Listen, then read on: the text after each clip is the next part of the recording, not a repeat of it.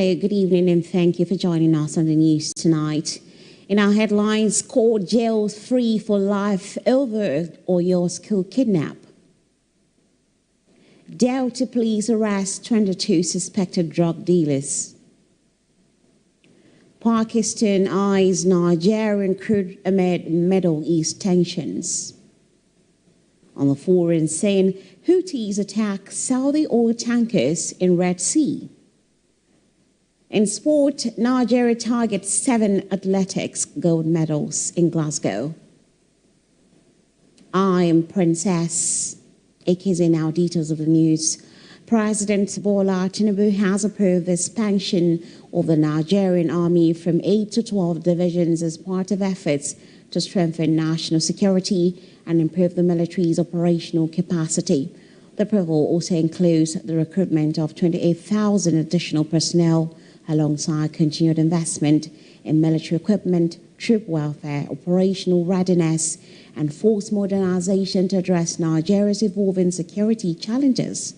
Under the new structure, 4 additional divisions will be established in Makurdi, Ilorin, Jalingo, and Benin City, bringing the total number of army divisions to 12.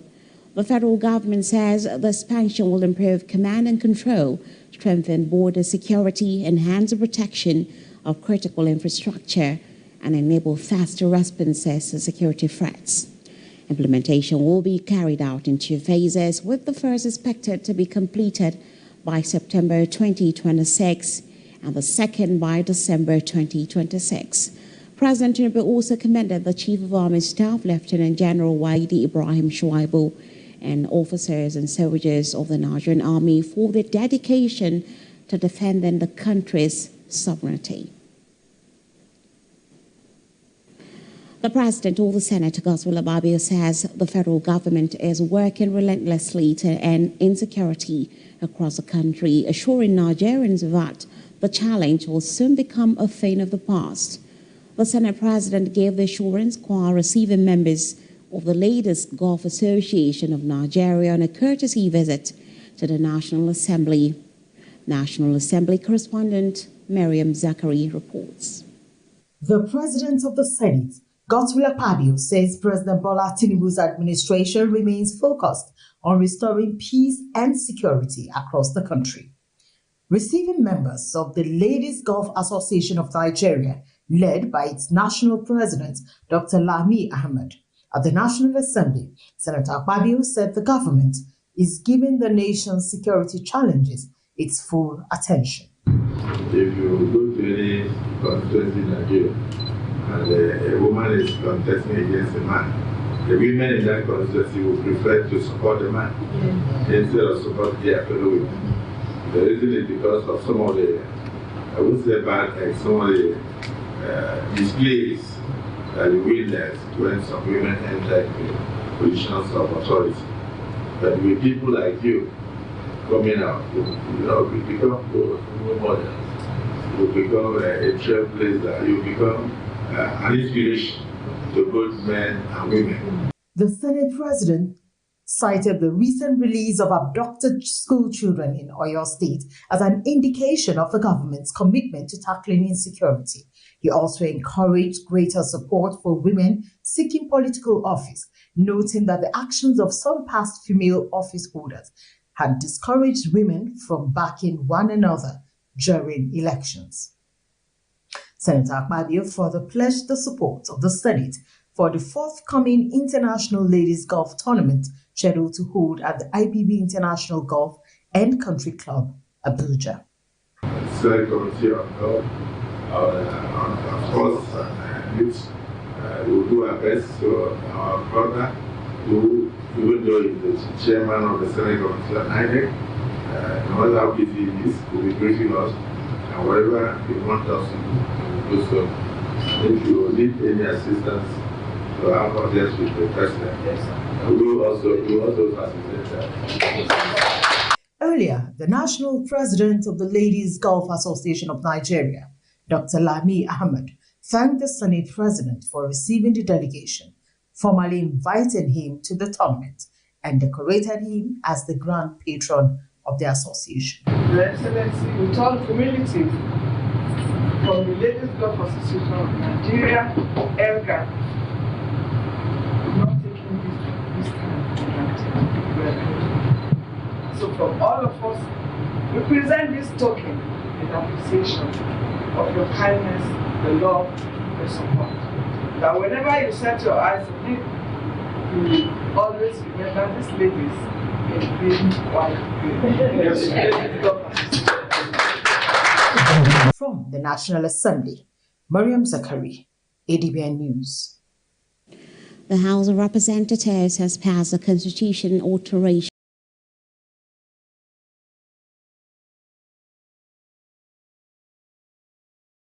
bill seeking to establish Nigeria's security framework. But despite overwhelming support for the proposal, the process ended with a protest from members of the minority caucus.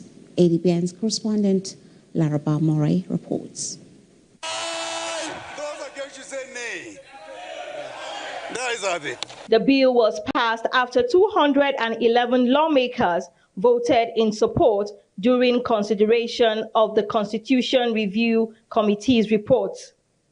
The proposal seeks to provide the constitutional framework for the establishment of state police as part of efforts to improve security across the country. Total names, we have 35 names in support. And if you add the total members who have signed our register, totaling 276.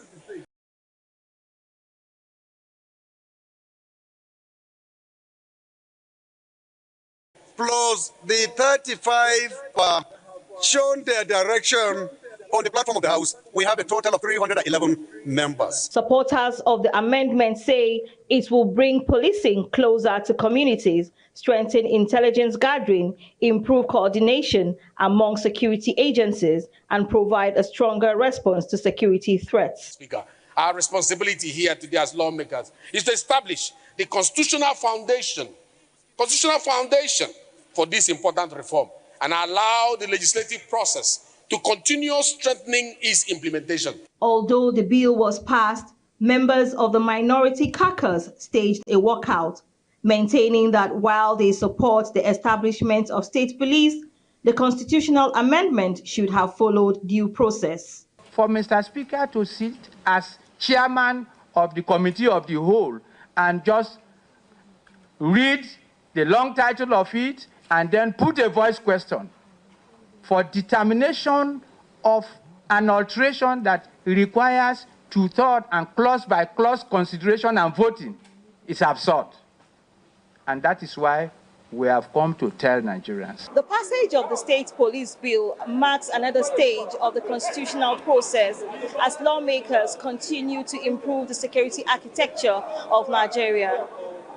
Laraba Moray, Adbn News. The Federal High Court in Abuja has convicted and sentenced 3 men to life imprisonment for their roles in the May 15, 2026 abduction of pupils and teachers in Orire local government area of Oyo State. Justice Salim Ibrahim delivered the judgment after proceedings finding Abdul Razak Umar, Yunusa Musa, and Shamsu Adamosani guilty on multiple counts of a 10-count charge brought by the federal government. The convictions covered conspiracy to commit terrorism, kidnapping, incitement, membership of a prescribed terrorist organization, concealment of information, and illegal mining to finance terrorism, all contrary to the Terrorism Act 2022. The defendants pleaded not guilty to the core conspiracy and kidnapping counts, but guilty to several others, including incitement of participation in terrorist acts. Following testimony from a screened DSS investigator and the admission of voluntary statement as exhibit, the judge imposed life imprisonment on the most serious counts effective from the date of arrest. Responding after the ruling, prosecutor Oyedebo Rotimi said the judgment demonstrates the judiciary's commitment to holding perpetrators of terrorism accountable. The sentencing that my Lord opposed today clearly demonstrates the commitment of the judiciary to the fight against terrorism, to show that In our jurisdiction, violent or no violent crimes has no place to stay. The Legal Practitioners Privileges Committee, LPPC, has approved the elevation of 68 lawyers to the rank of Senior Advocate of Nigeria, SAN, for the 2026 conferment exercise.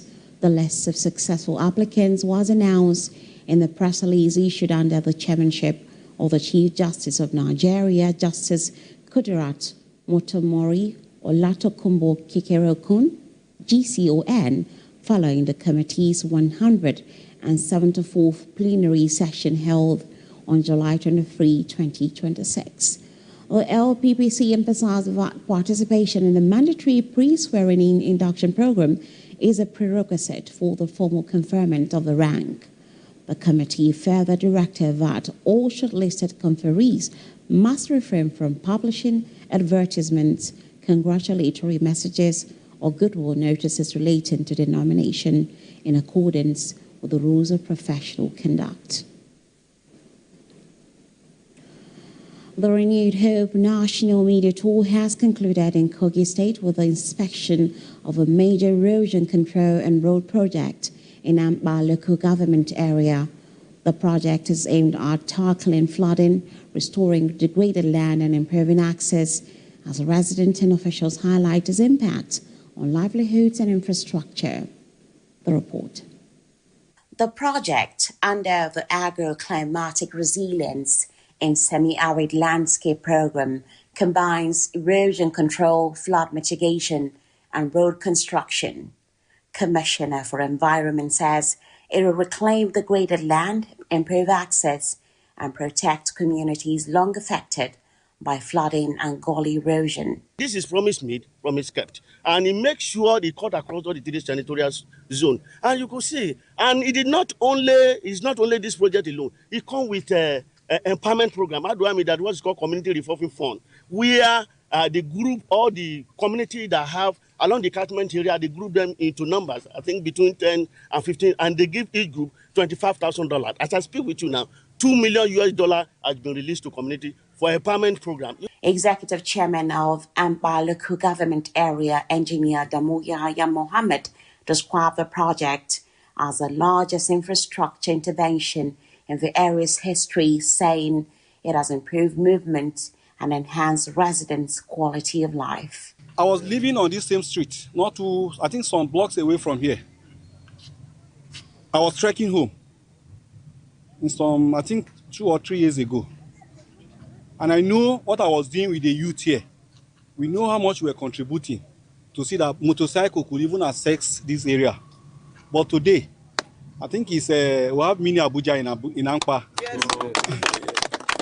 Community leaders and residents say the project has transformed a once flood-prone and inaccessible community, restoring access and creating new economic opportunities. We are enjoying the dividends of democracy in Olubojo by the grace of God. So I want to appreciate the chairman for even when they came, they want some people to boycott the chairman, but by the grace of God, he was there, he stand on his feet so that everything will be done. You know, as a chairman, you have to follow them one after the other, and he did follow them. Then to the state government, we thank God. We thank them for all they have done. The Amba inspection marked the final stop of the media tour in Kogi State, with a brief visit to Prince Abubakar Audi University, Ayimba, to inspect TETFON projects. Throughout the tour, journalists visited road, healthcare, education, and environmental projects, while residents appealed for drainage and erosion control works to be extended to neighboring communities. This is all thanks to the FAC allocation that has been increased due to the removal of fuel subsidy. We are here live in Yaba West local government of Kogi State. I am Princess AKZ reporting for Adbn News. NIMC Director General Engineer Bisoye Kuka-Odusote has continued strategic engagement with key government institutions to strengthen collaboration under the NIMC Act 2026, with a focus on advancing secure digital identity, improving service delivery, and promoting inclusive governance. Our correspondent tells us more. At the Federal Ministry of Women Affairs, the Director General NIMSI harped on leveraging secure digital identity to promote inclusion, improve access to government programs and social services in order to support women and vulnerable groups. We're the home for digital public infrastructure, which speaks to a set of shared systems around identity, payment, and data exchange that will enable very easy access to goods and services for citizens, and also ensure that there's interoperability between all the government, key databases, and citizens are able to rely on that. Responding, the Minister of Women Affairs reiterated her commitment to working together with NIMSI to ensure that every Nigerian, regardless of gender or circumstance, can fully benefit from a secure and inclusive digital ecosystem. We're the lead protection ministry for government. The protection component of your act is also something that is commendable. Women are the most SMEs in the country. They like to pay online, they like to shop online. They belong to different marketplaces online. So identity management plays a critical role in ensuring that business is being done fairly and they're well protected. In a related development, the Managing Director and CEO of the Bank of Industry underscored the importance of verifiable data in supporting enterprise development and promoting a more inclusive digital economy in line with the federal government's Renewed Hope agenda. I want to assure you that we will continue to work with you. We need you, essentially. So it's not going to be a one-off collaboration. We have to set up a working team that will identify areas in which we can partner together and resolve some of our common problems. The visit culminated at the office of the Special Advisor to the President on Energy, where discussions centered on the role of trusted digital identity in supporting the energy sector through improved governance, enhanced service delivery, data-driven planning, and the development of a secure digital public infrastructure that drives sustainable growth. The ability to integrate all the things that you've talked about strategically, public services, and for us in particular, right? When you started this, we said you've seen what they've done in India, and honestly, this exceeds it. This has the potential to exceed that. Mm-hmm. For sure, it exceeds the US, because I told you my social security card, if you want it, you have to apply for a physical paper card that you don't have to laminate yourself. From the nation's capital, Bito Brian, Adbn News. The Benin airport witnessed a moment of panic on Thursday after an Enugu Air aircraft overshot the runway while landing. The aircraft operating the Enugu-Benin-Lagos route veered off the runway into nearby vegetation, prompting an emergency response by airport authorities. Officials of the Federal Airport Authority of Nigeria quickly evacuated all 68 passengers and crew members from the aircraft. Both FAN and Enugu Air confirmed that no injuries or fatalities were recorded, while emergency procedures were promptly activated to secure the scene. The airline described the occurrence as a runway excursion after landing and assured passengers that safety protocols were effectively implemented. Aviation has determined the circumstances surrounding the incident. Although the incident briefly disrupted activities at the airport, normal operations have since resumed. Aviation authorities say findings from the investigation will help determine the cause of the runway excursion and prevent similar occurrences in the future. Days after rescuing a professor of the Nassau State University, Kefi, operatives of the Department of State Services, the assassins of Zamfara State, successfully rescued all 4 remaining kidnapped students of the Federal Polytechnic Kaura Namoda. DSS operatives relying on intelligence rescued the students, comprising 4 males and a female, on Wednesday without any ransom paid. One of the kidnappers was arrested during the operation. The others didn't survive. The students were kidnapped on June 3rd at their off-campus hostel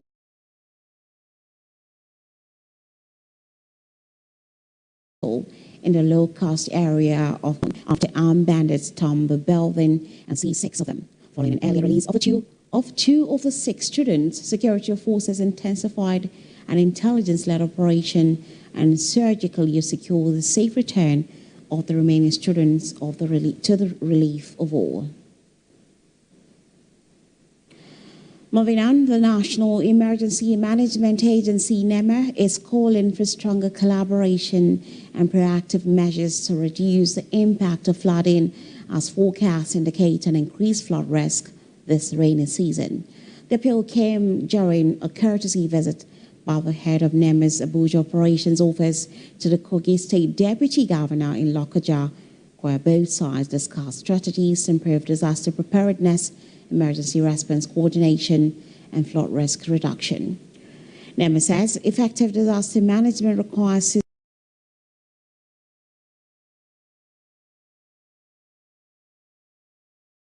sustained cooperation among government agencies, traditional institutions, the media, and local communities. The agency also stressed the need for continuous public awareness campaigns, timely dissemination of early warning information, pre-positioning of emergency resources, and coordinated evacuation plans for vulnerable communities. The Kogi State government commended NEMA for its continuous support through flood preparedness campaigns, emergency response interventions, and capacity building programs.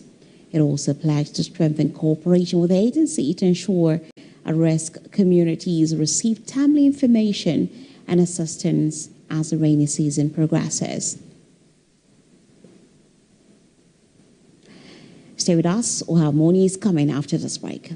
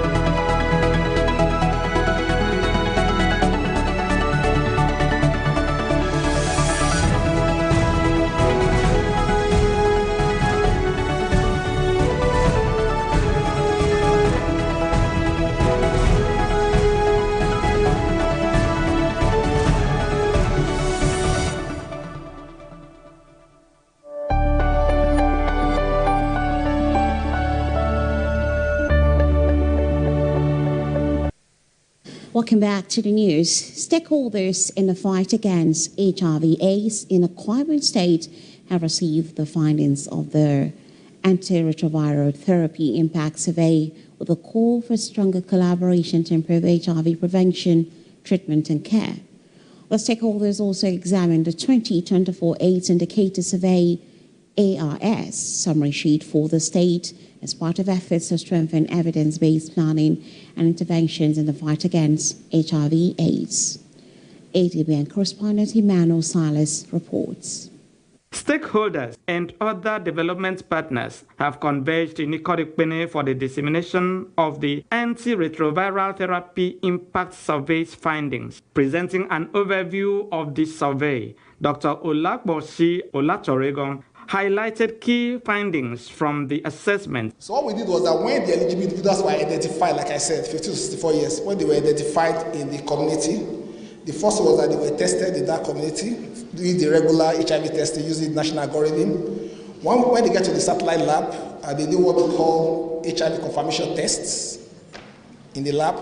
After that, just to be double sure, we do what we call genius testing. Also featured at the event was a presentation by the lead epidemiologist, Dr. Ebong Okon, on the 2024 AIDS Indicator Survey summary sheet. Of the 2,910 eligible households, 97.0% completed household interview. Among 5,705 eligible adults, you can see that we have 3,205 women and 2,500 men. The Akwa Ibom State Commissioner for Health, Dr. Ekem Emmanuel, reaffirmed the state government's commitment to strengthening the health sector and supporting programs aimed at providing the well-being of residents. In 2018, only 37,000 persons with HIV within the states were on treatment. Today, the survey speaks to the fact that at least 159,000 persons are on treatment. That is progress. While we would not eliminate people in the population just because they have HIV. The stakeholders at the event emphasized the need to reduce stigma and discrimination against people living with HIV. The state, we are very committed to closing these gaps, and I have huge confidence that we'll use the result of this survey to intensify our efforts in expanding. The findings of this survey provide valuable evidence that will guide policy decisions, strengthen HIV response, and also help ensure that resources are directed where they are most needed. Other stakeholders called for sustained investment in HIV testing. I want to appeal that as we look at the findings, the best way to appreciate the giant strides that Akwa Ibom, the government of Akwa Ibom State, to ensure that the findings of this data, of this survey, is appropriately used. The dissemination meeting ended with a renewed commitment by the stakeholders to use the findings of the antiretroviral therapy to strengthen intervention across Akwa Ibom States. Emmanuel Silas, Adbn News. Delta State is positioning itself as Nigeria's next investment destination for improved infrastructure, reliable power supply, and strategic economic assets. At a press conference in Asaba, officials outlined the state's investment potential ahead of the 2026 Delta Economic Summit, expected to attract top local and international investors. Charles Kosipre reports. Kingsley Emu said Governor Sheriff Oborwori's government has constructed and rehabilitated over 2,600 kilometers of roads and more than 20 bridges, opening up rural communities, reducing transportation costs, and connecting economic corridors across the state. One of Delta's biggest competitive advantage is the Delta's Special Economic Zone, which offers investors access to some of the cheapest and most reliable power supply in Nigeria. Industries to strive, light industries in particular, so ceramics, you name them, that can function in those environments. So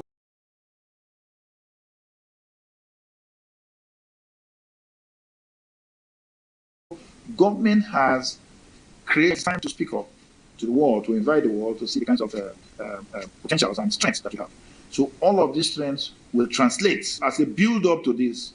His Excellency and our team has been all over in the world in the last 3 years, visiting China, visiting Brazil. Emu disclosed that the state already operates an independent power infrastructure, supplying about 8.5 megawatts of electricity to governments, facilities, and public institutions, while ongoing electricity sector reforms will further expand access to affordable power for industries. He also highlighted Delta's strategic maritime advantages, noting that the state boasts of 4 seaports, 2 airports, and a 163-kilometer Atlantic coastline, making it one of Nigeria's most strategically located investment destinations. According to him, the administration intends to unlock the vast economic opportunities within the blue economy by promoting aquaculture, commercial fishing, fish feed production, cold chain logistics, seafood processing, and maritime transportation. We have the potentials to be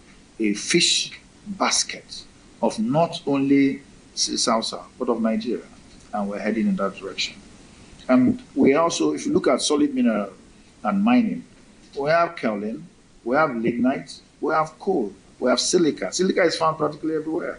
Coal is already being in production in the Kuzu Obonkwa axis, oil infrastructure, palm oil infrastructure, and running about 3,000 hectares of land. There are several other people. He expressed confidence that the summit will mark a turning point in Delta's economic transformation by attracting investment capable of deepening industrialization, expanding exports, and creating employment for the state's youthful population. Charles Kosipri, Adbn News, Asaba. Delta State Police Command has arrested 22 suspected drug dealers and rescued 2 minors during an intelligence-led raid on illicit drug dens in Ozoro and Abraka.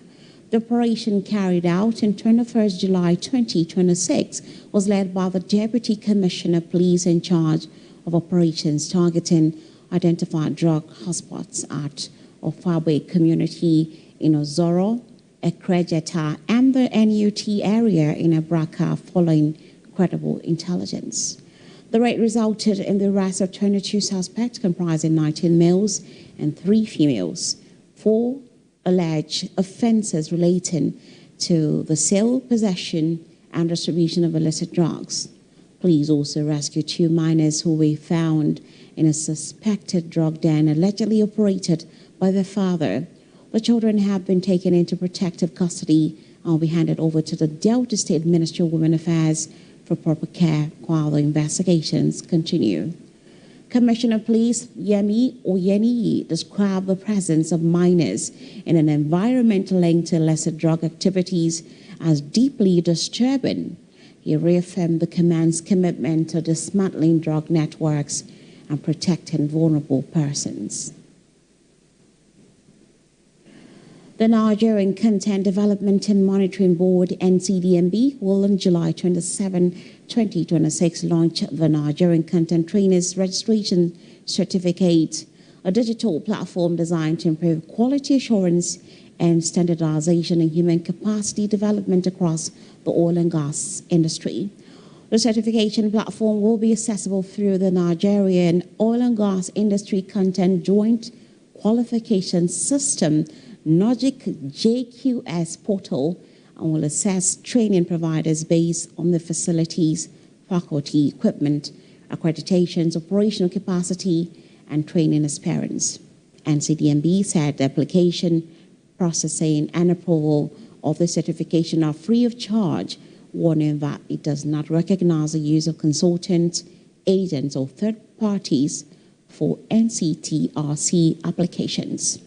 The certification covers 11 specialized training areas, including health and safety, engineering, petroleum and geosciences, drilling and production, project management, supply chain, ICT, entrepreneurship, and maritime logistics, among others.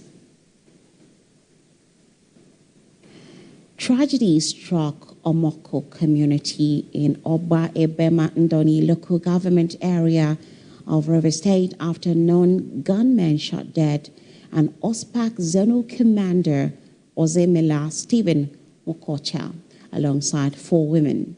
The attack occurred on Oba Road while the victim was relaxing near his home. The shooting sparked panic, with residents fleeing and businesses shutting down. General Commander of the Organized Security Planning Advisory Committee, OSPAC, and Mecca Onyocha, described the killing as a major loss, but said the outfit would not be intimidated. He vowed to continue the fight against criminals and urged residents to support security agencies with credible information. We received call that some hoodlums drove into the community and started shooting at persons that they met sitting down in a joint, and immediately we rushed down. He happened to be one of our zonal commander by name Comrade Ozemela Mokocha Buski. They normally call him Buski. So we met him lie dead with 4 other women, innocent women that they killed that yesterday. The deceased wife, Joyce Mokocha, called for justice, saying her husband left home to provide for his family but never returned. My husband left home yesterday morning in search of our daily bread. towards evening time, afternoon, evening, I received a shocking news that unknown gunmen came to Oba Road and shot him dead. Aside with 4 other women, all of them are dead. My husband now is lying in mortuary helplessly. People should help me and find vengeance for my husband.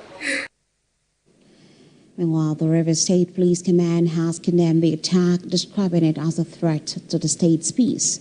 Police Commissioner Olubenga Adbn urged community security groups to work closely with the police and assure residents that those responsible will be arrested and prosecuted.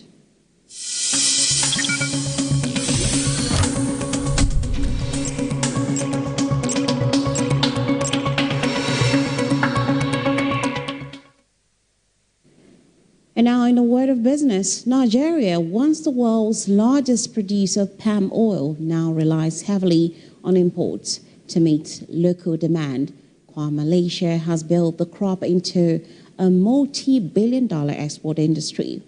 Despite favorable climate and vast arable land, Nigeria produces only about 1.5 million tons annually against a domestic demand of 2.7 million tons.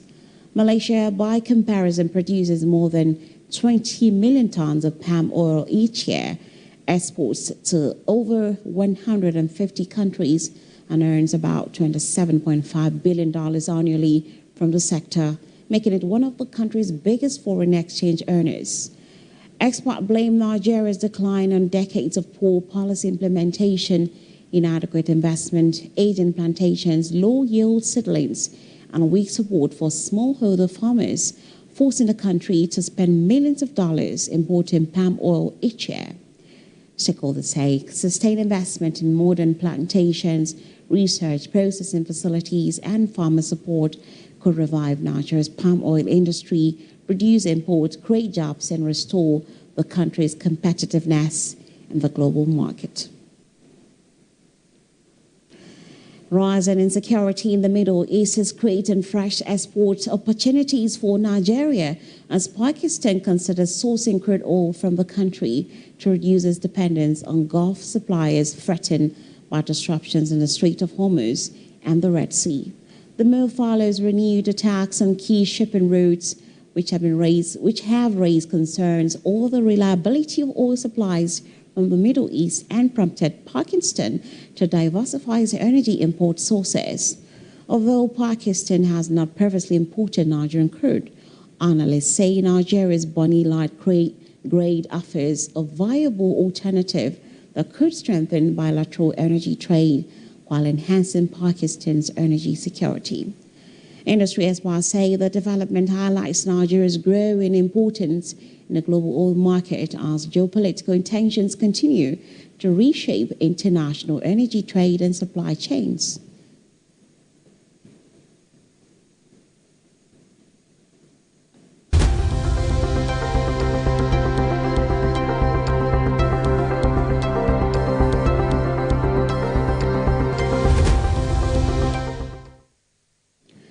And now on the foreign scene, Yemen's Iran-backed Houthi rebels say they attacked 2 Saudi oil tankers in the Red Sea, marking the first claim strike since announcing a maritime embargo on Saudi shipping. Saudi authorities confirmed 1 tanker and Celia was hit and caught fire, though all crew members were safely evacuated. The second reported attack has not been independently verified.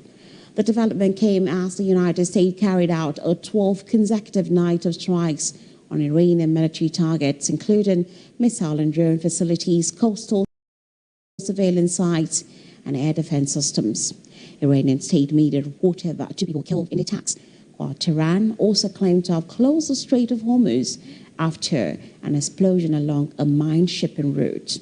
The latest escalation follows warnings by U.S. President Donald Trump that Washington would target key Iranian infrastructure if Tehran attacked ships in the Strait of Hormuz and would respond forcefully if the Houthis block Red Sea shipping.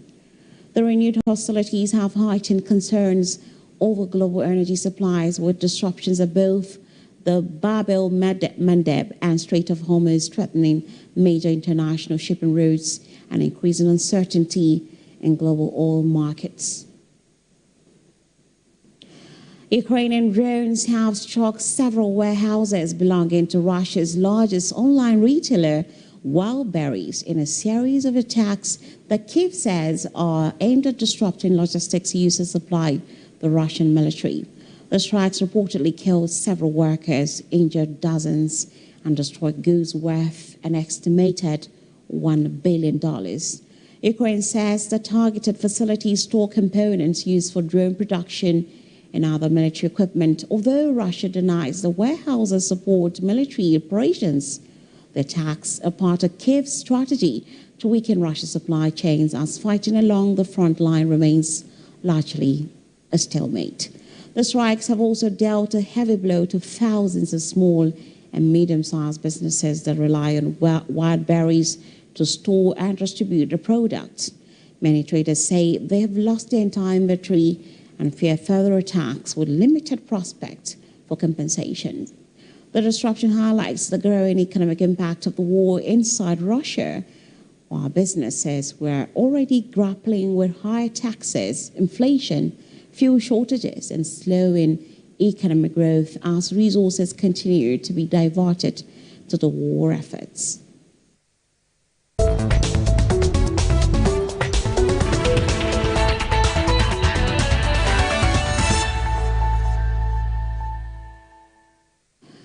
And now in the world of sport, the president of the Athletics Federation of Nigeria, Tonobok Okoa, has expressed confidence in Team Nigeria's athletics squad ahead of the 2026 Commonwealth Games, which will officially open later tonight in Glasgow.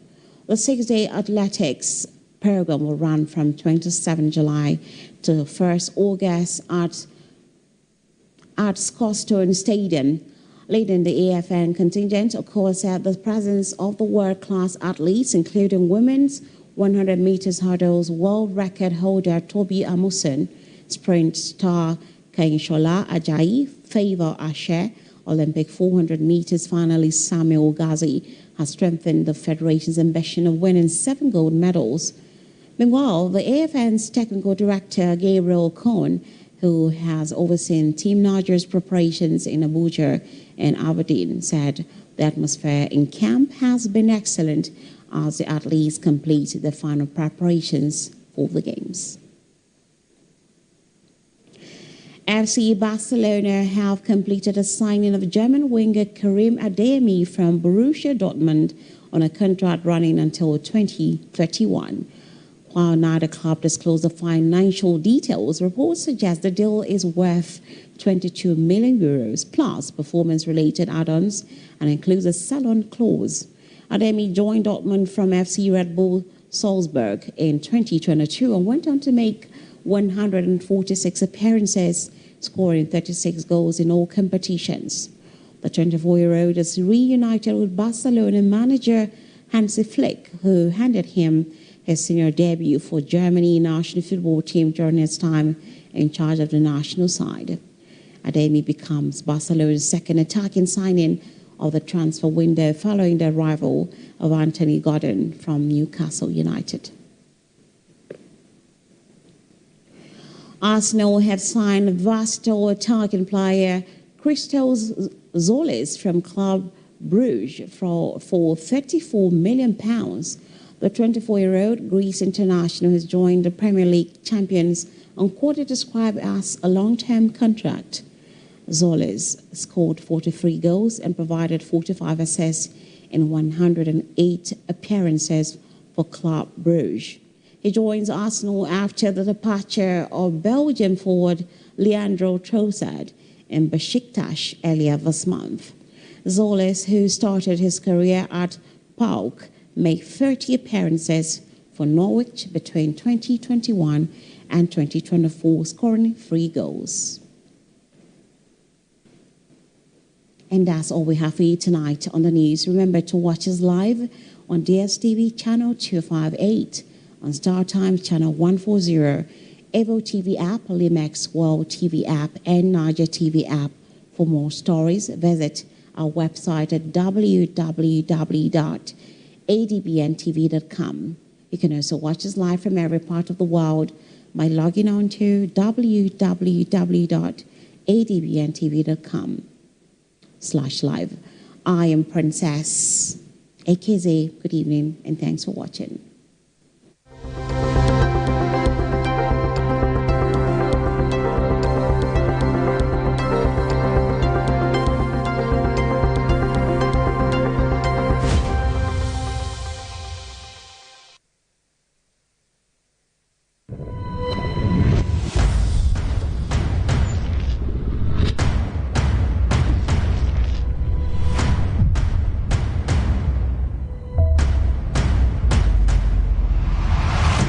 Adbn, a part of you.